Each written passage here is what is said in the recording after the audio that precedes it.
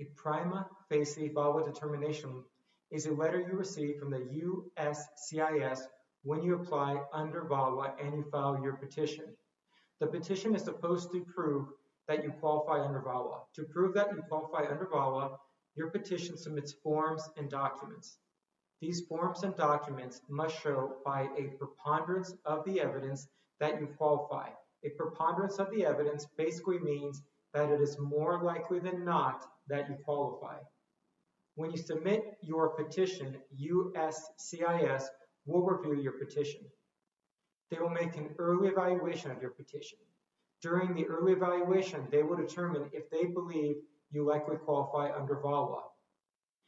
If USCIS believes you likely qualify under VAWA, it will issue a notice of prima facie case. They will inform you of their decision by sending you a prima facie VAWA determination letter.